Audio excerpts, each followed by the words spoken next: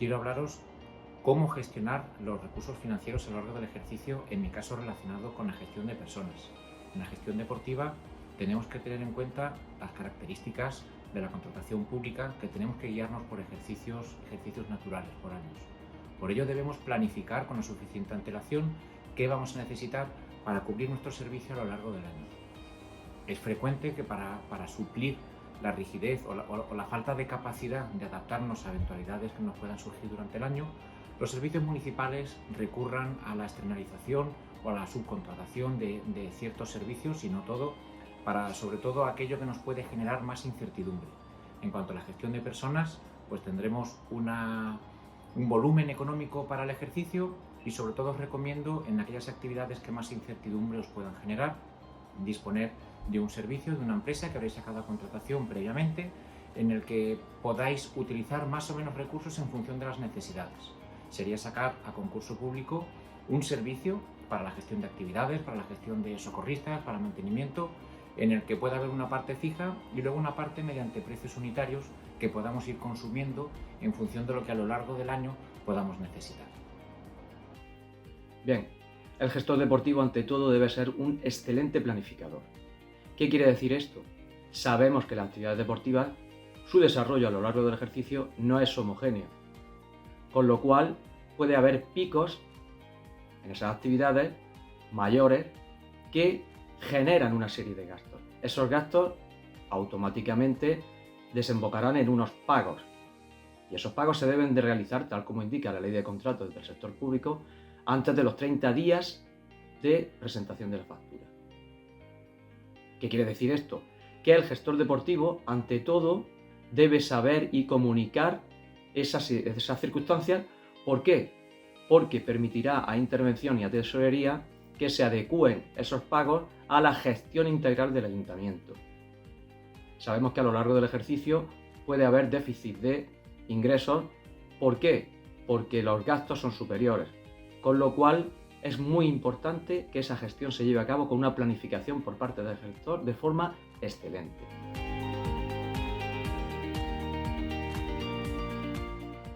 Bien, vamos a hablar de la importancia de la racionalización del gasto en una actividad física que, si bien es esencial, no dejamos de ser una administración pública y tenemos la obligación, tenemos el deber de usar adecuadamente los recursos que tenemos, los recursos materiales, también económicos y humanos.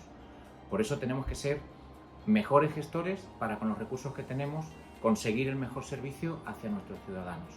Eso es lo que nos obliga a tener una planificación anticipada, conocer el histórico de actividades que hemos hecho en los años anteriores, cómo nos ha ido, y en función de esto y aquellas nuevas actividades o servicios que queramos ofrecer, pues tener previsto con la antelación suficiente que nos pida nuestro servicio municipal, en nuestra diputación, en nuestro ayuntamiento, las necesidades, en mi caso en cuanto a recursos humanos, que vamos a tener en el futuro, en el año siguiente. De manera que, por un lado, seamos capaces de acudir a las demandas que nos van a ir surgiendo, para lo cual tenemos que anticiparnos para poder cubrir aquellas eventualidades que nos puedan surgir. También os recomiendo, para los problemas que nos pueden surgir a lo largo de un año que no teníamos previstas, veíamos a lo largo de los temarios del curso de gestión de personas la importante necesidad de la polivalencia de nuestros trabajadores.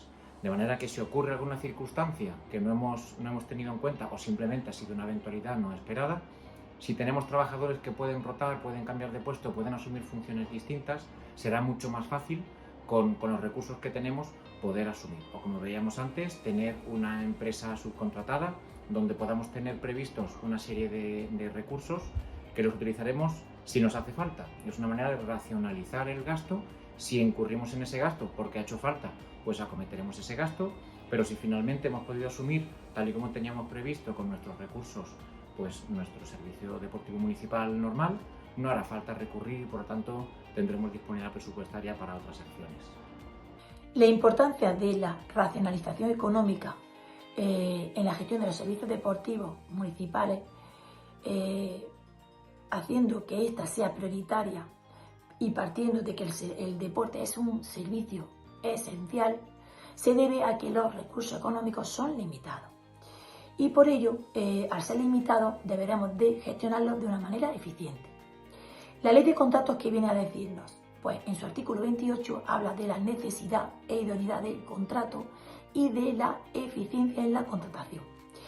Las entidades del sector público solo podrán celebrar aquellos contratos que sean necesarios para cumplir sus fines institucionales y deberán de ser documentados estas necesidades. Pues bien, si nosotros queremos contratar a una empresa para hacer una obra o queremos comprar un suministro o contratar a una empresa que nos dé un servicio, deberemos de motivar en nuestro expediente la necesidad de ese contrato y también tendremos que fundamentar si tenemos competencia para ello. Pues bien, os voy a poner un ejemplo para que me entendáis. Si yo en mi servicio deportivo quiero impartir un curso de socorrismo a la ciudadanía, deberemos de justificar en el expediente la necesidad de ese curso y también tendremos que justificar si tenemos competencia para ello. Pues bien, una vez hecho esto, iniciaremos un proceso de licitación para contratar a aquella empresa que mejor, que me haya ofertado la mejor oferta en base a una relación calidad-precio. Y bueno, y me diréis, ¿y cómo voy a conseguir la mejor oferta en base a una relación calidad-precio? Pues para ello tendremos que diseñar unos criterios donde le demos prioridad a la calidad sobre el precio. ¿Y por qué digo que hay que darle prioridad a la calidad al precio? Pues bien, tenemos la suerte de que en la ley de contrato el deporte es considerado como actividad especial y por lo tanto viene recogida en el anexo número 4. Al venir recogida en este anexo, la ley nos obliga a que los criterios de adjudicación debe prevalecer como mínimo el 51% la calidad sobre el precio. Del 51 para arriba. Pues bien, en base a todo lo que os he contado, conseguiremos racionalizar nuestros recursos sin perder nuestros niveles. Sí, el deporte es una actividad esencial, eso lo sabemos. Repercute positivamente en la salud de las personas, evidentemente. Lo que ocurre es que desde el punto de vista administrativo, el deporte, al fin y al cabo, una competencia que debe desarrollar cada ayuntamiento, está inmerso dentro de otras actividades y otras competencias que debe desarrollar ese ayuntamiento. La autonomía local permite que la ejecución de la competencia vaya más allá o más acá, pero al fin y al cabo estamos enmarcados dentro de un ayuntamiento donde existe un principio básico que es la sostenibilidad de las finanzas públicas. De ahí que el gestor deportivo deba poner énfasis al mismo nivel que los demás gestores de las diferentes áreas, deba poner énfasis en la ejecución de su propio presupuesto en aras a mantener y a sostener las finanzas del propio ayuntamiento. Por el bien de todos, claro.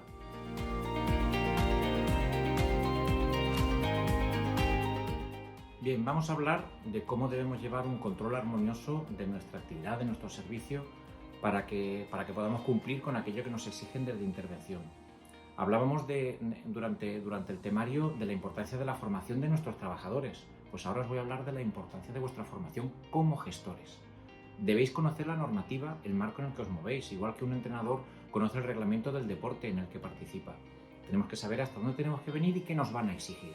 Por lo tanto, debéis formaros en la ley de contratos del sector público, en la normativa interna, en las ordenanzas municipales que os rigen, de manera que podáis saber qué os van a pedir y montar vuestros cuadros de mando con vuestros KPIs, igual que tenéis de vuestros servicios o debéis tener de los indicadores que os hacen ver qué va bien y qué va mal en vuestro servicio. Como gestores de un servicio público municipal, tenéis también que rendir cuentas a vuestra entidad, de manera que deberéis sentaros y conocer cuáles son las exigencias que tenéis e incorporar en vuestro día a día, en vuestros procesos como gestores, aquello que os van a exigir. Si esperáis hasta el final a que os venga una auditoría, que termine el año y cierre el ejercicio y entonces de golpe os pidan todo, va a ser tremendamente engorroso cumplir con todo lo que os van a exigir. Con lo cual debéis integrar como una actividad más la gestión de administración de cara a los presupuestos, de cara a las memorias o de cara a lo que os vaya pidiendo intervención. Planificarlo dentro de vuestras tareas diarias. Para llevar un control presupuestario armonioso y evitar continuos reparos por parte de intervención, lo primero que debemos de hacer es planificar. Esta planificación, según mi opinión, deberá ser como mínimo a 4 años vista, es decir, una legislatura.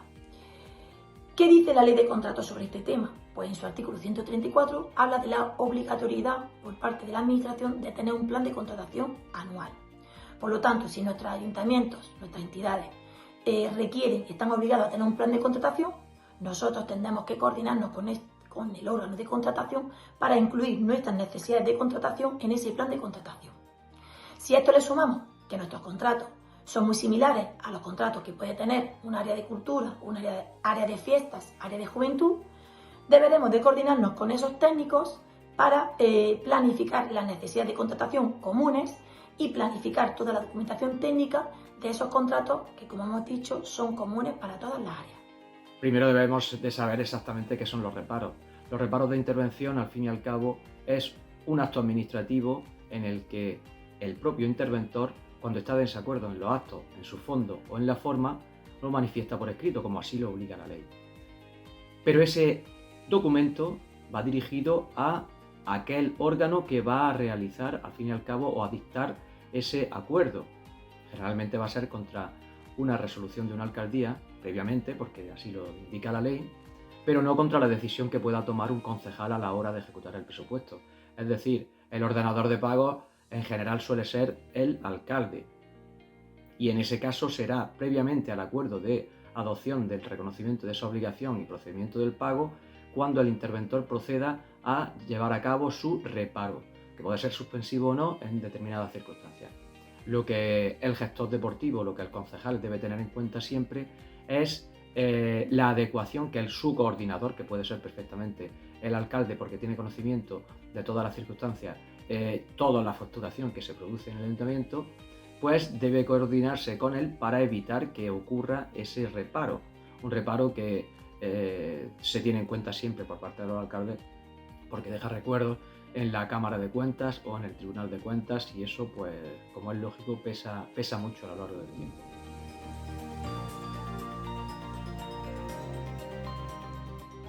Bien, en cuanto a los requisitos para la contratación de los técnicos deportivos, ¿qué necesitáis o qué debéis pedir cuando se vaya a contratar? Evidentemente dependerá de vuestro servicio, sea más grande, más pequeño, qué tipo de personas tenéis a vuestro cargo, solo actividades deportivas, mantenimiento, atención al público. Os recomiendo, como veíamos en el temario, disponer de un catálogo de puestos.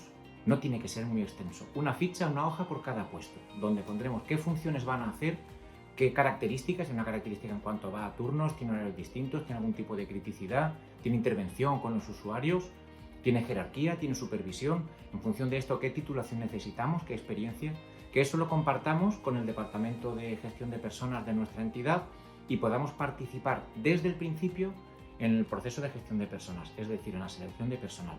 Tendremos que indicar qué necesitamos para cubrir el puesto.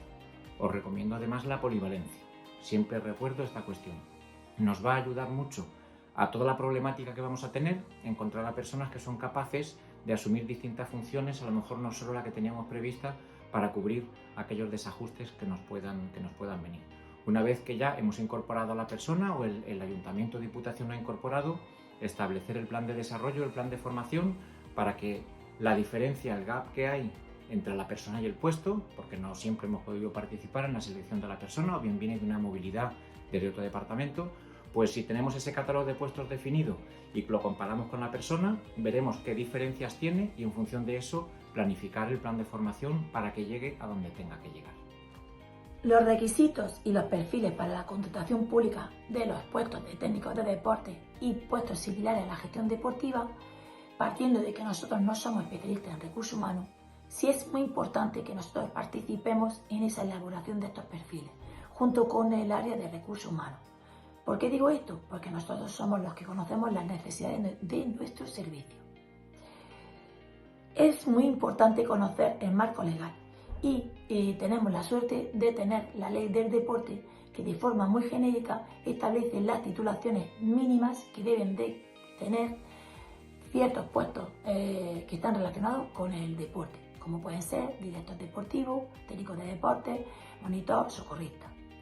Pues bien, partiendo de estas premisas legales, a partir de aquí diseñaremos esos perfiles con unos conocimientos y unas formaciones más específicas acordes a nuestras necesidades del servicio. Ante todo, un gestor deportivo debe ser dinámico. Debe hacer honor a su nombre. Soy gestor deportivo. El deporte y el dinamismo, o la dinámica, deben ser paralelos. No debe de cejar en el empeño, debe estar preparado para todo. No debe de bajar la guardia. La actividad deportiva que se desarrolla a lo largo del año no ceja, no para, con lo cual él debe estar atento a todos los cambios. Debe ser constante también, constante en ese provocar que la actividad no solo no pare, sino que se genere más actividad por parte del usuario. Y debe de ser sobre todo empático. Un gestor deportivo debe ser conocedor de los sentimientos de los propios ciudadanos, hacia qué van, qué es lo que quieren, cómo pueden desarrollar esa actividad mejor, qué requisitos nos exigen, cómo puede solventarlos, si es posible, claro. Y no debe cejar sobre todo en saber qué es lo que necesita el ayuntamiento y qué necesitan los ciudadanos para acompasar o homogeneizar esas necesidades y llevar a cabo el buen fin, que es el desarrollo de una competencia como la gestión deportiva.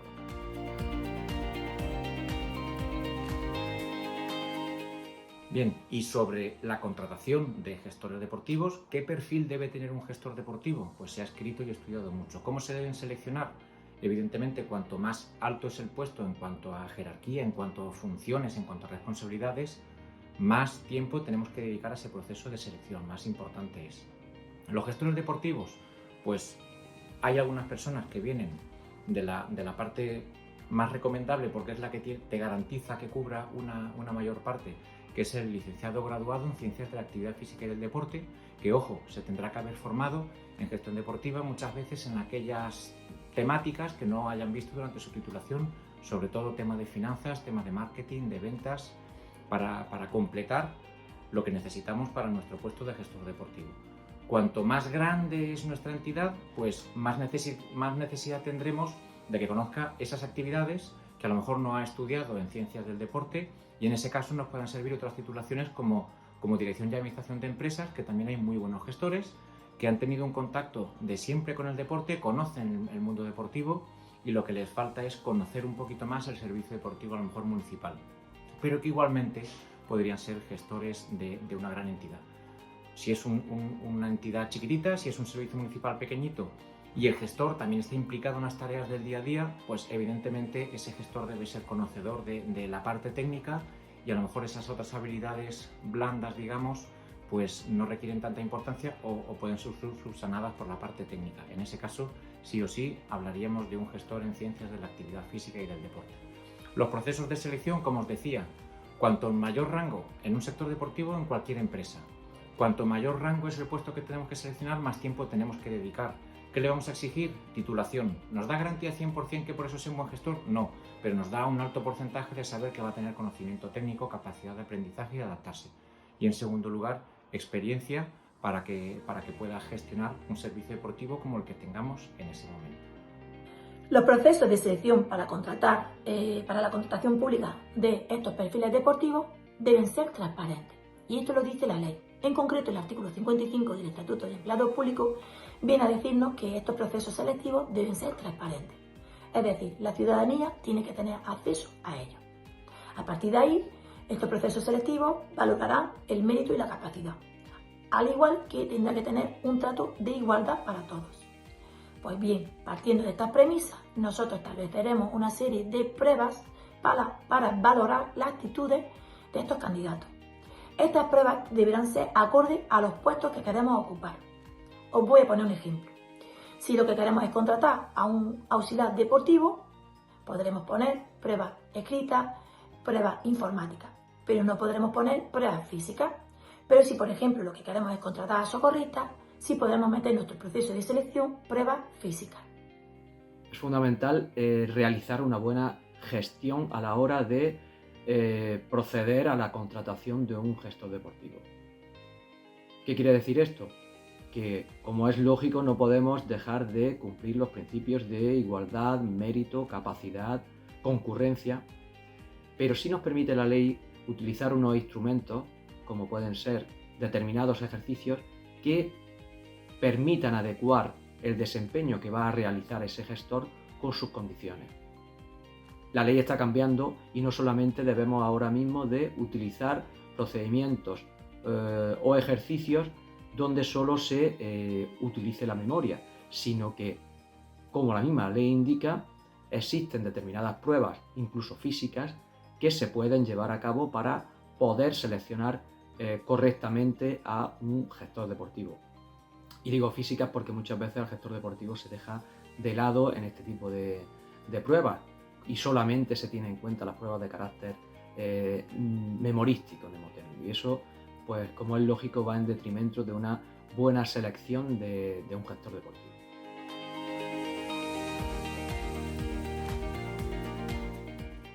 Y por último, el consejo que os puedo dar sobre mi apartado, que era el de gestión de personas, en este caso un servicio deportivo municipal, sería que gestionéis desde lo que se llaman habilidades blandas, que os forméis en esas habilidades personales.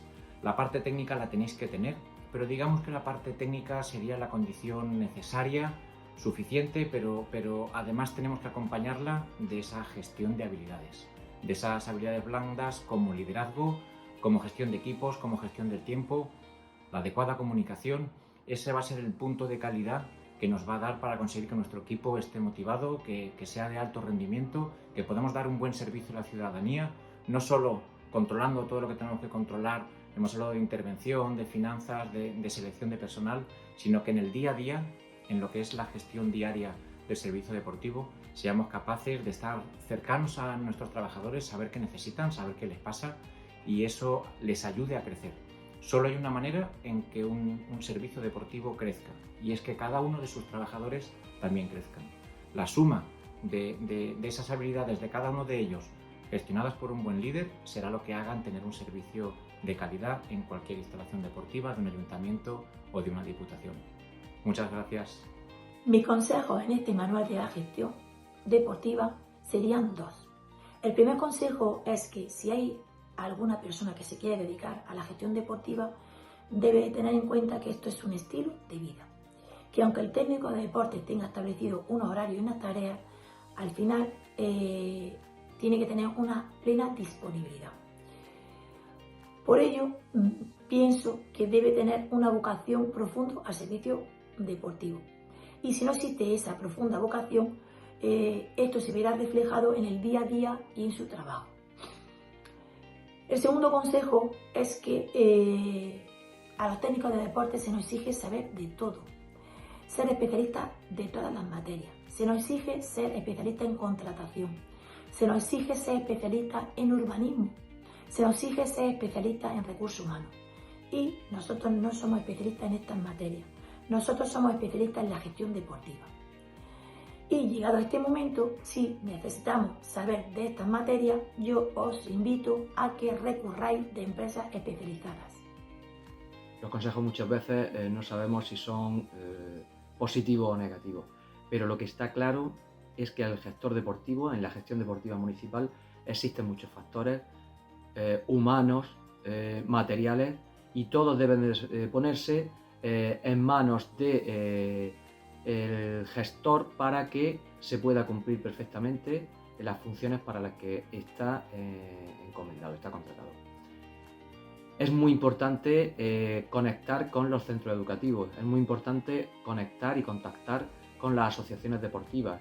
Su exigencia va a permitir llevar a cabo una buena ejecución de los proyectos deportivos que se tengan en el municipio. Y también muy importante, tenemos que ser coherentes con las exigencias del personal. En pueblos pequeños no podemos permitirnos realizar llevar a cabo el proyecto de ejecución de una piscina pública, no solamente por el coste inicial que supone, sino por el mantenimiento a lo largo de los años.